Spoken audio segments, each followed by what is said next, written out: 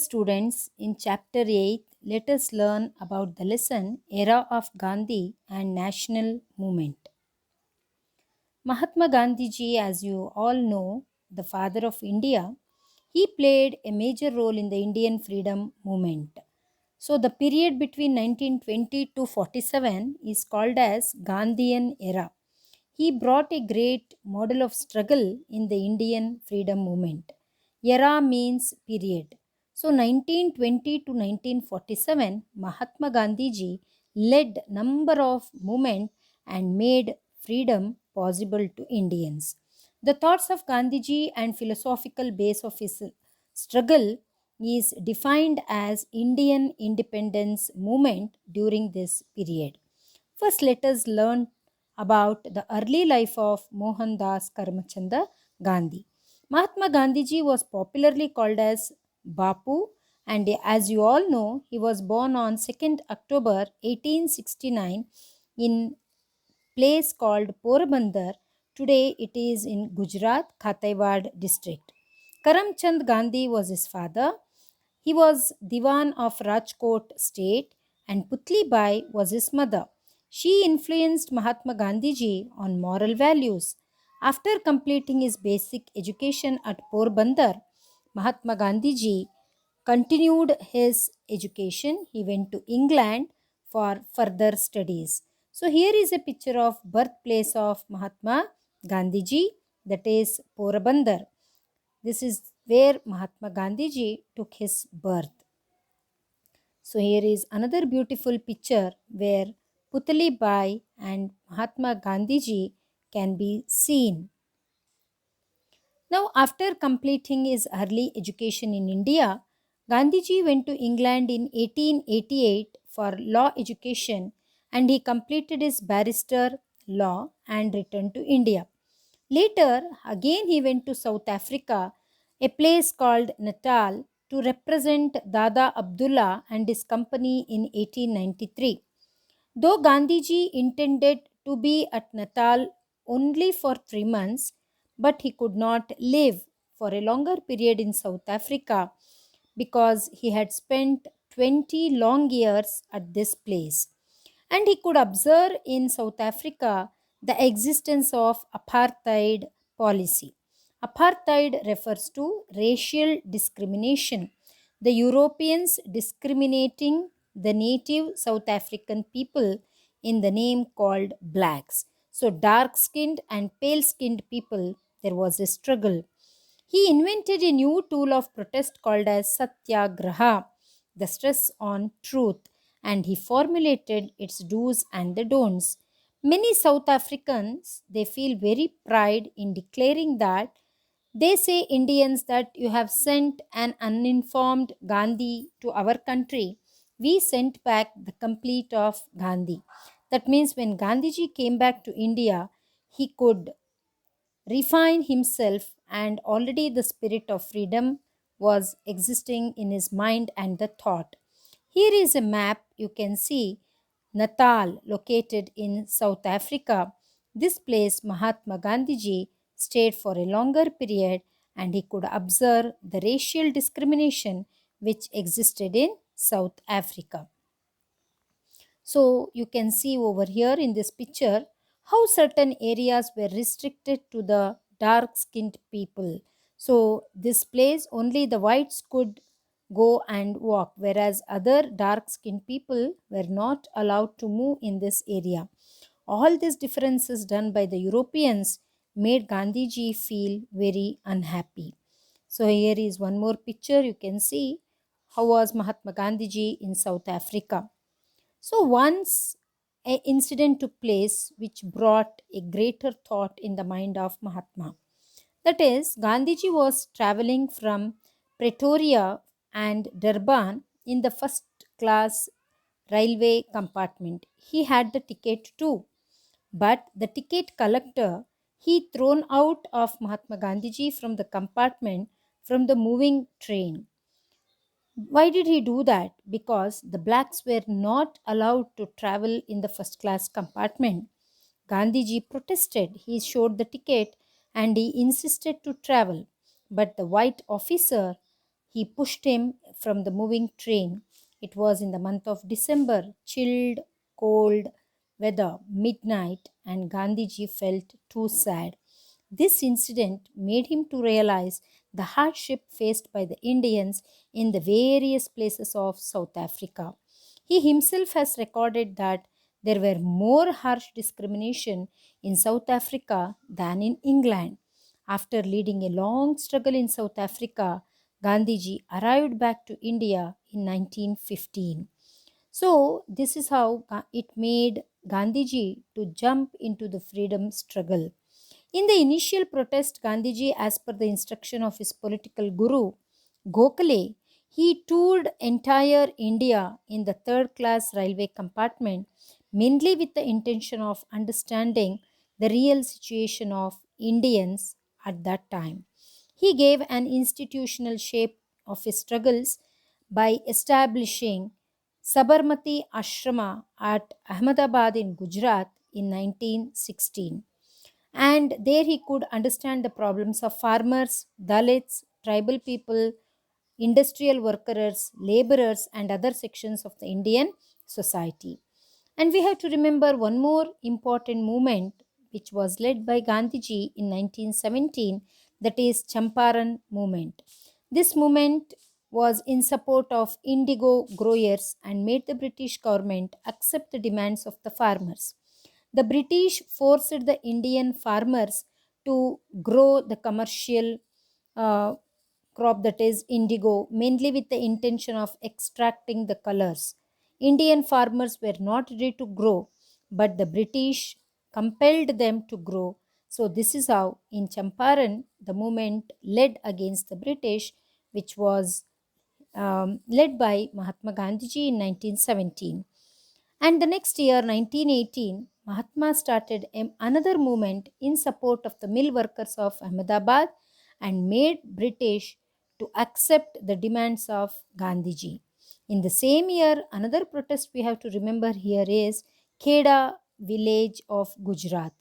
The people of Kheda opposed the British because they were levied heavy land taxes. Even this was successful. So all this initial movement, Champaran movement, then the mill workers movement, and also the Kheda movement became successful under the leadership of Mahatma Gandhiji.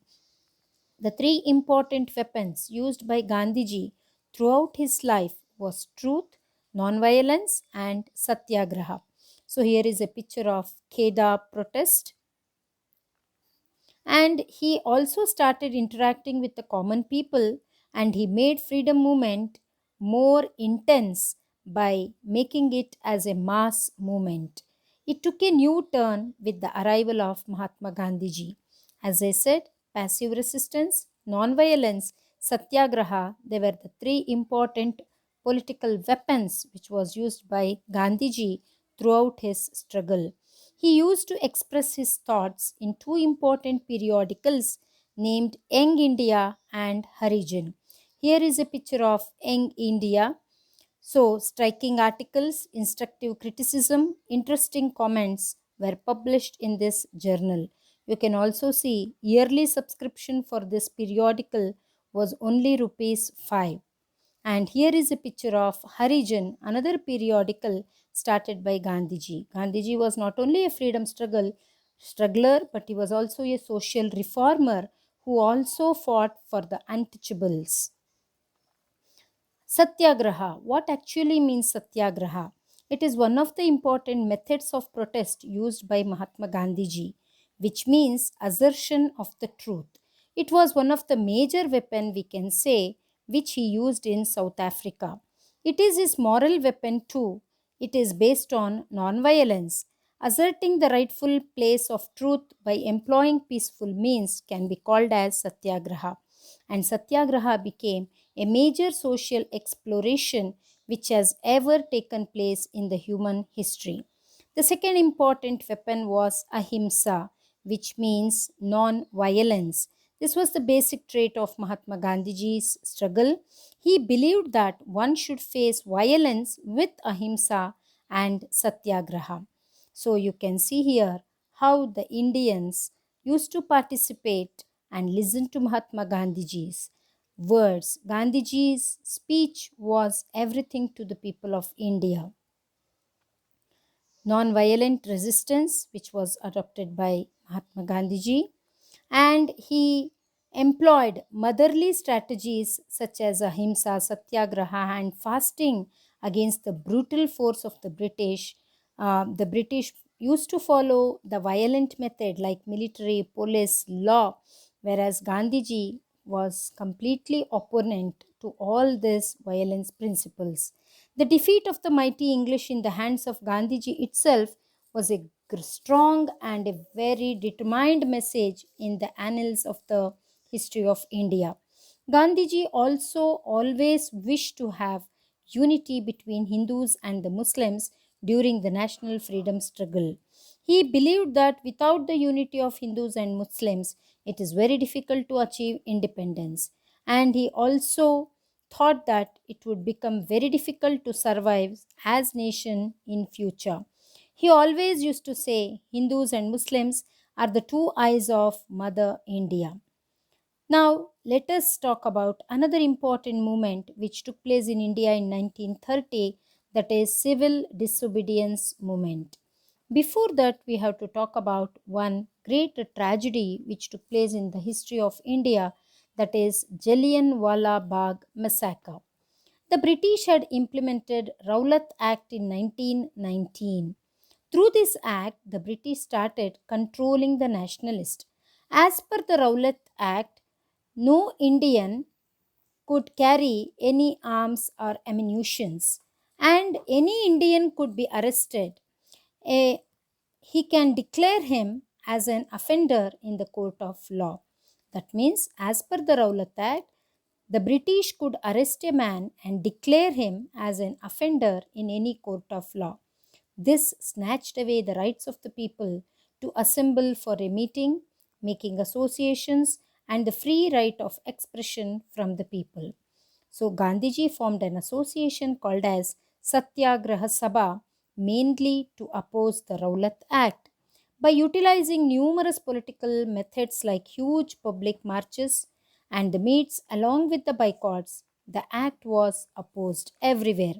The British government decided to suppress the agitations against the Rowlatt Act.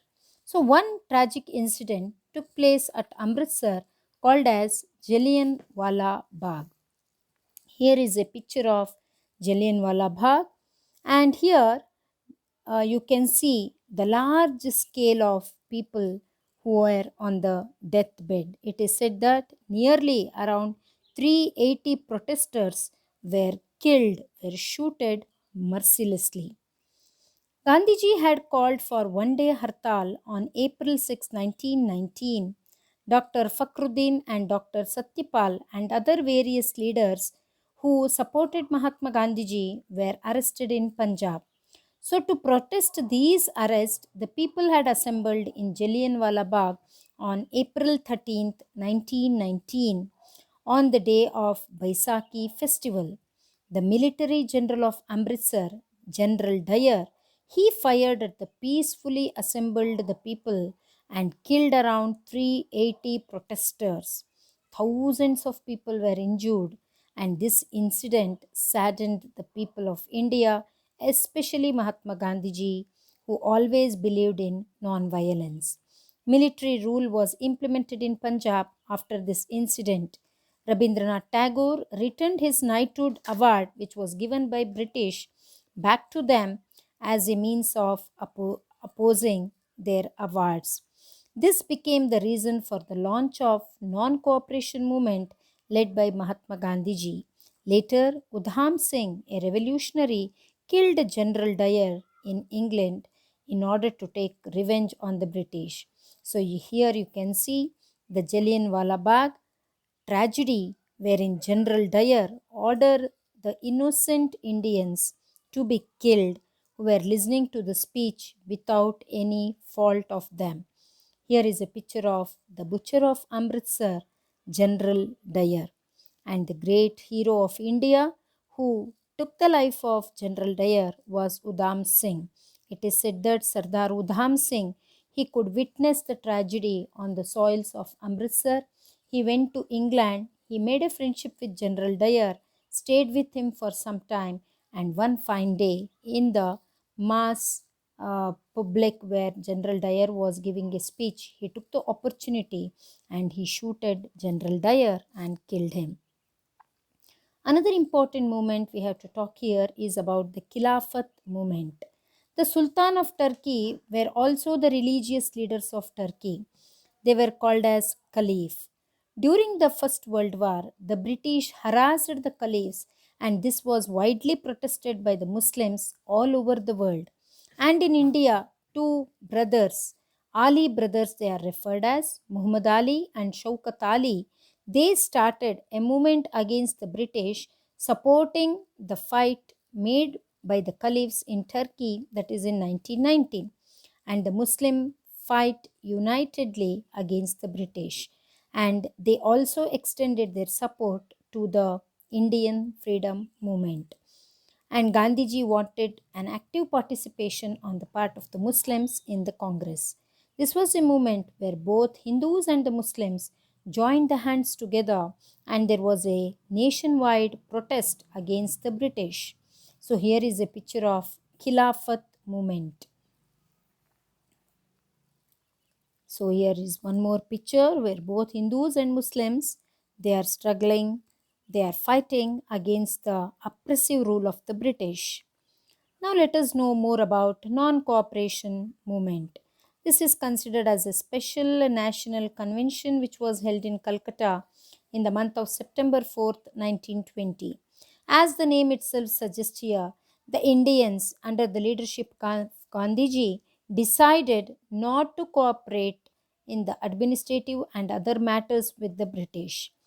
And non-cooperation movement aimed at educating the people about the British for their brutal killing and also preventing Jallianwala Bagh like incidents in future apart from opposing the British rule. Apart from the withdrawing of Rowlatt Act, they wanted to get reforms in the field of political system which would lead to the complete Swarajya. They wanted complete independence. So here is a picture of non-cooperation movement which was led by Mahatma Gandhiji in 1920. You can see here Gandhiji is leading the Indians. And what were the main programs of non-cooperation movement? They boycotted the schools and colleges and the courts, and the elections which was expected to conduct at regional legislative bodies held according to 1919 was also boycotted. All the honors and the medals given by the British to the Indians, like knighthood by Rabindranath Tagore, that was returned back to the British. Kaisar-e-Hind, the title which was given to Gandhiji, was also returned to the British. The nominated members of the local bodies, they resigned from their membership. All the government functions were boycotted. All foreign goods apart from this were also boycotted, and the national cooperation movement, non-cooperation movement, it aimed at encouraging the activities of the handlooms and the production of khadi. So they boycotted the hat, boot, coat which was exported from the London, and instead Gandhiji gave a call for every Indian to weave their own cloth. That is how khadi weaving became very popular. And it also encouraged to open the number of national schools to achieve the unity among the Muslims and the Hindus. And one more important aspect, to eradicate the problem of untouchables and uplifting the women by empowering them. So these are all the important programs of non-cooperation movement. Now let us know what were the major developments that took place under non-cooperation movement. Many senior lawyers like Deshabandhu Chittaranjan Das, Motilal Nehru, Rajendra Prasad, they all left their legal practices. Students of schools and colleges, they boycotted, and instead they jumped to the freedom struggle. Congress also boycotted the elections for regional bodies which were held under the Act of 1919 by not naming any candidate for the elections. And many national institutions like Kashi Vidyapita, Gujarat Vidyapita, Bihar Vidyapita, Zamia Millia Islamia, Rashtriya Vidyalaya, they were all established as a spirit of nationalism. Rabindranath Tagore returned his knighthood title, and even the common people and the women, they donated liberally to the Indian National Congress. Shops which were selling foreign goods were boycotted, and foreign clothes were burnt in the streets of India. The visit of Prince of Wales in 1921 was also opposed by the Indians. Now, what were the effects or consequences or impacts of non-cooperation movement? Because of the non cooperation movement, the main aim remained unachieved. It created some deep impacts. The freedom movement became people's movement, no doubt. The Congress led movement, they took some revolutionary turns also. And the Hindu Muslim unity could be achieved only for a temporary period. The national freedom movement went beyond the boundaries of cities and entered villages also. Every small villages also got enlightened about participating in the freedom movement. The attempts to remove untouchability and entry of women into the public spaces were the notable achievements of this non-cooperation movement. So here is a picture of Khilafat and non-cooperation movement. You can see here how the great Indian women's holding the rifles, participating, how they are doing processions on the streets of India. Another small incident you have to remember, very important though small, that is Chauri Chaura incident. On February 5th, 1922, a big group of people, around 3,000 farmers, they assembled in front of the police station. They had assembled there mainly with the intention of protesting against the police officer who had beaten Congress workers when they were protesting in front of an arak shop. The police started shooting from inside the police station. Enraged by this act, the people tortured the police station and they made an attack over the police station. You can see in this picture, and they set a fire to the police station where 22 police people, they were burnt alive. So this was the main reason for the withdrawal of non-cooperation movement. So Gandhiji was very pained, and Gandhiji was held as responsible for this incident by the Britishers, and the non-cooperation movement was taken back after the Chauri Chaura incident. So Chauri Chaura, it is a very important incident which took place in Uttar Pradesh. It's a two small villages, and Gandhiji was held responsible and he was arrested and he was kept in the jail for 6 long years. Later on, he was released after 2 years, though he was given the punishment for 6 years, but after 2 years he was released on the grounds of ill health. So this decision of Gandhiji led to a political vacuum. Now we shall know about Swaraj Party. Motilal Nehru, he became the leader for Swaraj Party.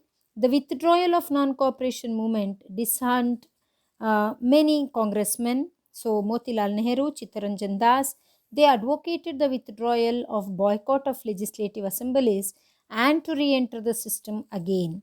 They proposed to enter the legislative assemblies and to create impediment in the sessions.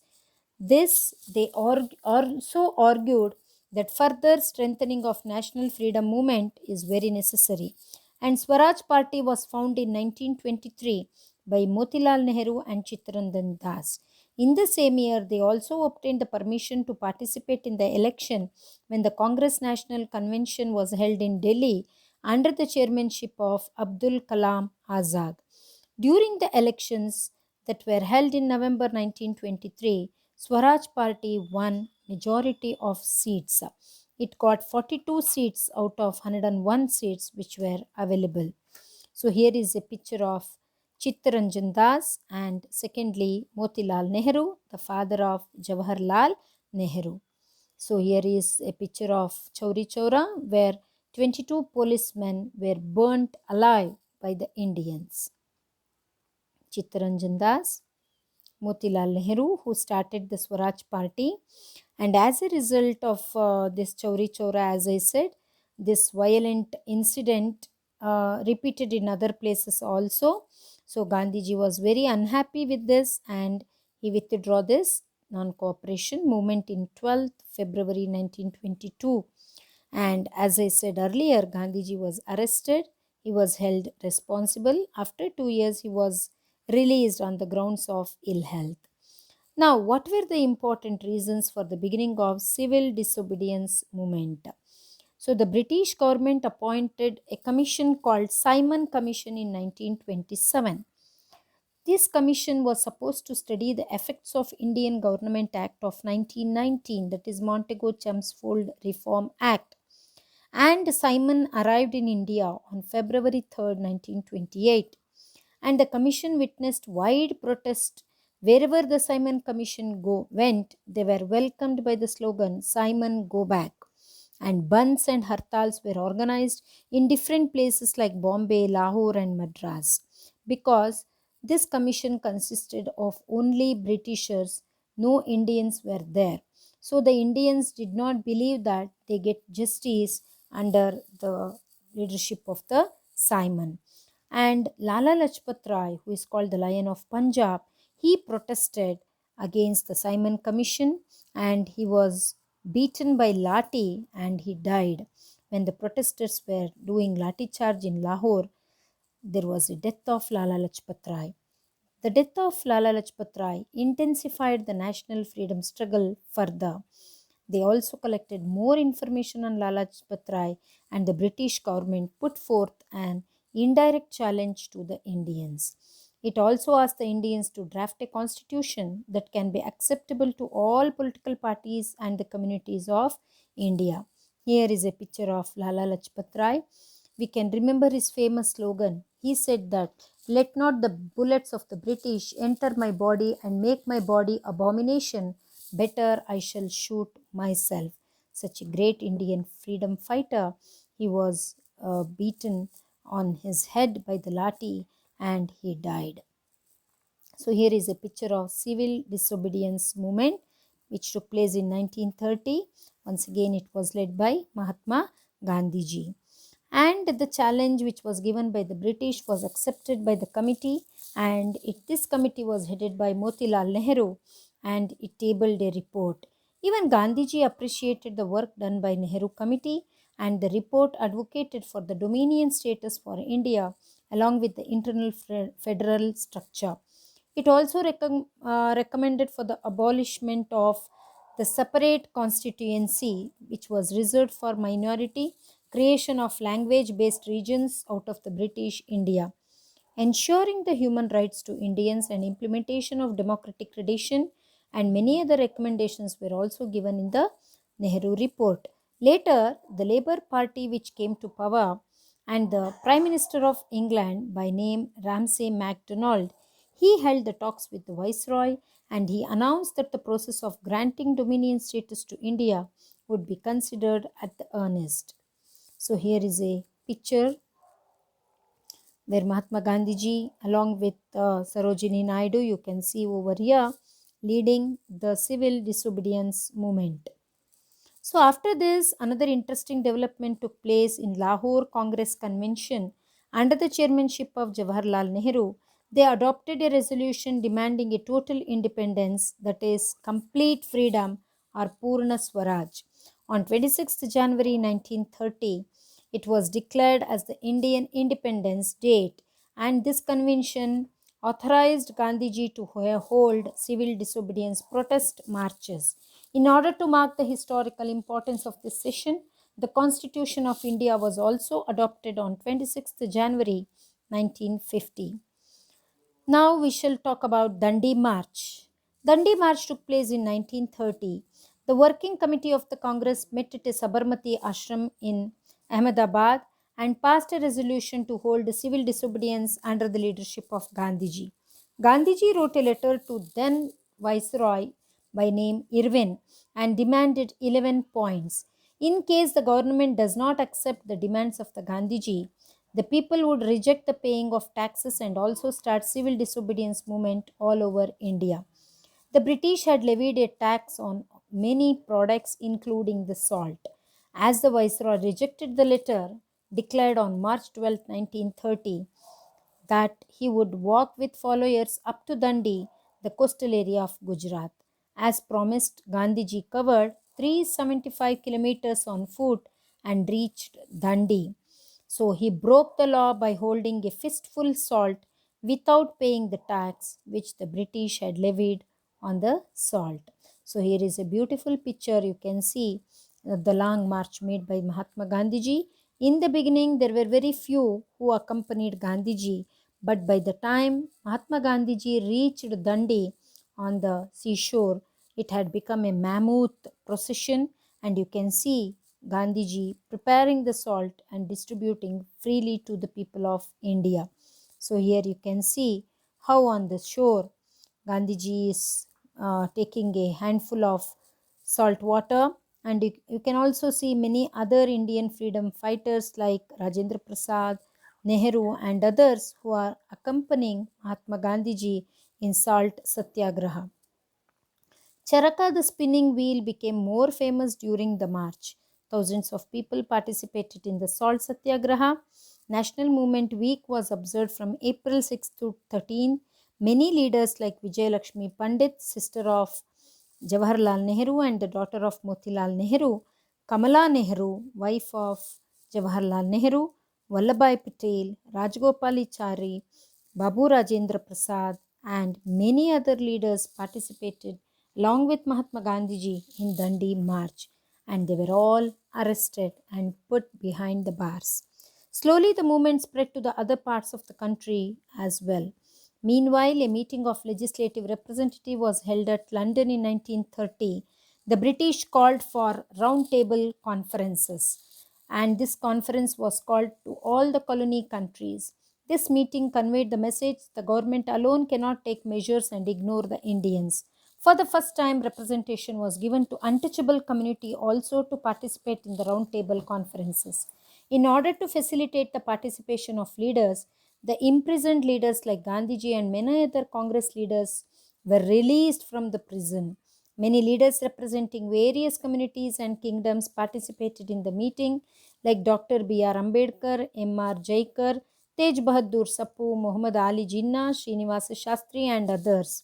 But Gandhiji did not participate in the first roundtable conference. So, Ambedkar participated in all the three roundtable conferences. Here is a picture of first roundtable conference. The colony countries' representatives were given the provision to participate and express their grievances to the Queen of England. And this conference approved dominion status to India, responsible government and religious representation will be granted. Since the Indian National Congress did not participate in the first roundtable conference, it remained incomplete. In order to make the roundtable conferences a success, a pact between Viceroy Irwin and Gandhiji was signed. It is generally called as Gandhi-Irwin Pact. As a result, the Congress stopped the civil disobedience movement and agreed to participate in the second roundtable conference. Ambedkar and Muhammad Ali Jinnah participated. In the second roundtable conference, Ambedkar pressed for a separate electoral constituency for untouchables. So here is a picture of second roundtable conference which was held in London, and you can see here Mahatma Gandhiji who participated in the second roundtable conference. And here is Ambedkar also, you can see.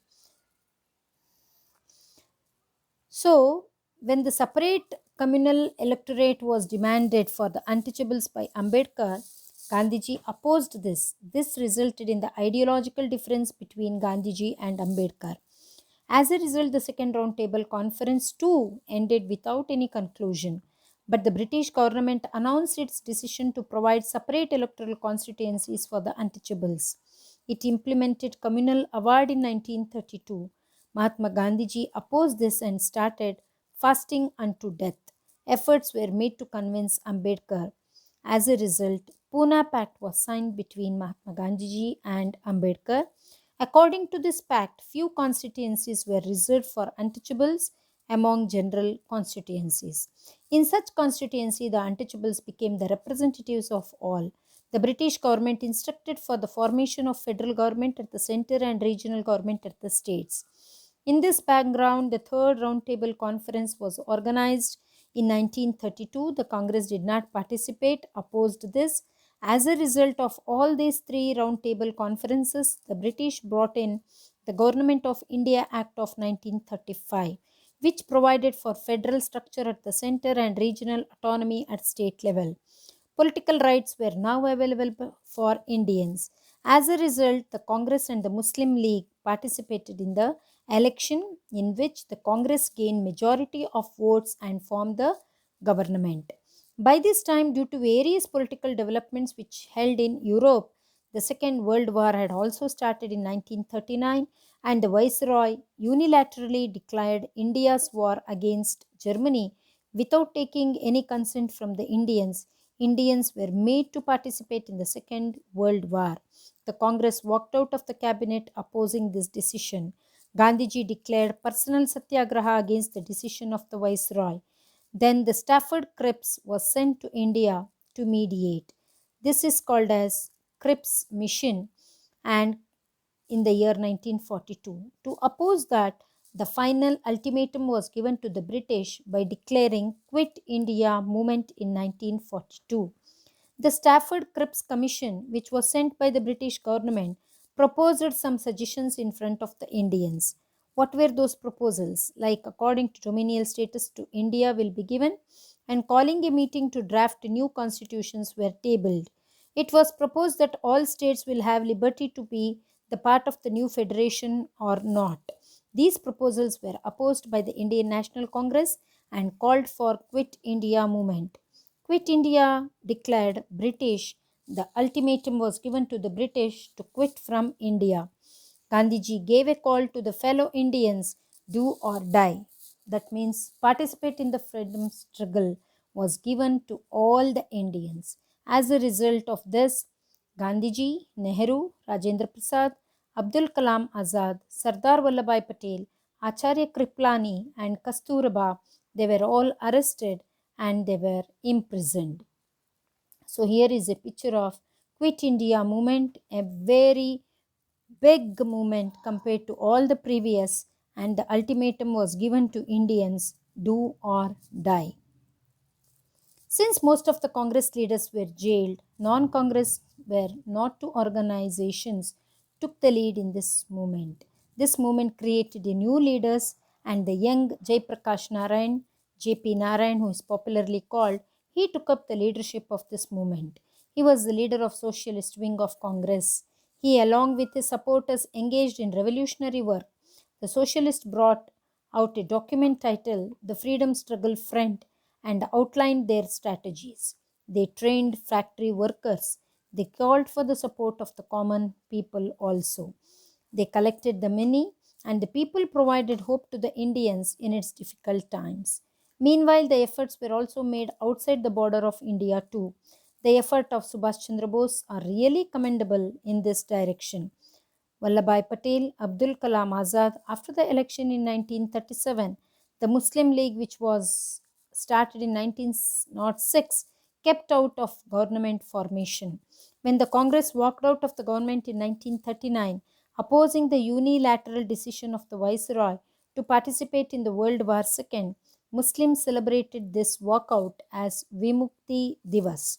Hence, the Muslim League did not participate in Quit India movement, and it proposed for the division of India. Another important group of people who participated in the freedom struggle were the farmers and the workers. They protested, and this protest was organized by the farmers and the workers. They are equally important in the history of national freedom struggle. Some of the associations were influenced by the Congress, and some were influenced by the Marxist ideologies. During the British administration, many farmers rebelled against the British planters and the zamindars. They opposed the indigo cropping in Champaranya district. They protested against the land tax. Even Gandhiji was convinced, and the British officers, through this satyagraha, they withdrew the taxes which were levied on the farmers. The Indian National Congress tried to organize the farmers as a part of national freedom struggle. So here is a picture of Champaran movement in 1911, and you can also see how Mahatma is amidst the people fighting against the British. And Gandhiji's influence was very much visible in the activities of Champaranya, Kheda, and other places. where the farmers organized themselves and protested. Farmers of Tebhanga, Malabar, and other places revolted against the British and the zamindars under the influence of the Congress. The issues and the farmers found themselves intermingled with the problems focused on in the movements like non cooperation, the tax refusal, and the Quit India movement. So, here is a picture where the different categories of the people, that is, the farmers of Tebaga, Malabar, and others, how they are struggling against the British. Many of the protests were organized under the banner of Kisan Sabha, which was influenced by leftist ideologists also. These protests were often in favor of the Congress and many times stood opposed to Congress. In Telangana, farmers protested against the zamindars and Nizam's razakars. The farmers of Bengal rose against the zamindars. In Maharashtra, the farmers also protested against the low wages which were given for them. The workers, they also participated in the freedom struggle in Calcutta in 1827. The workers of jute and cotton mill, along with railways, started organizing themselves. Railway workers held protest in railway stations and raised the slogans against the British officers. The Printers Union in Calcutta and cotton mill workers of Bombay, they also created national awareness. A labor union was founded in Madras. Later, many workers' associations were also started along with this. The Congress supported such initials from the workers' union. The contribution of workers and their unions are very unique in the freedom struggle. So, here is a picture of the farmers who protested against the British, and the tribals, they too participated in the freedom struggle. The tax and the forest policies which were implemented during the British administrations were the reasons for tribal revolt. So the revolt of Santala, Kola and Munda tribal, they are very important. Halagali Bedas, they also participated from Karnataka because due to the Arms Act, they were forbidden to use the arms. So Halagalis of Beda were very angry against the English. The revolt of Santala tribe is considered as an important revolt in India. The people of this tribe are present in the hilly areas of Bengal. With the implementation of permanent zamindari system, the people became landless. The land developed by them was taken over by the zamindars. The zamindars, moneylenders, and the company government became the exploiters of the Santala tribe. So here is a picture of Halagali Bedas and the other tribals who participated and jumped at the freedom struggle. Their peace-loving nature and civilized manners were exploited by the government. The upset Santalas met secretly and decided to loot the zamindars and the moneylenders who supported the British. There was a severe revolt at Bhathapur, Barahat, and Rajmahal areas. As a result of all this, the tribal people killed their enemies, frightened moneylenders and zamindars. In order to protect their life, they fled from these areas. Though the revolt of Santalas came to an end, but it became an inspiration for many other revolts in future. Similarly, Kola and Munda tribal people also revolted against the zamindars. So we have studied the first part of Gandhian era. Hope you all could follow the lesson.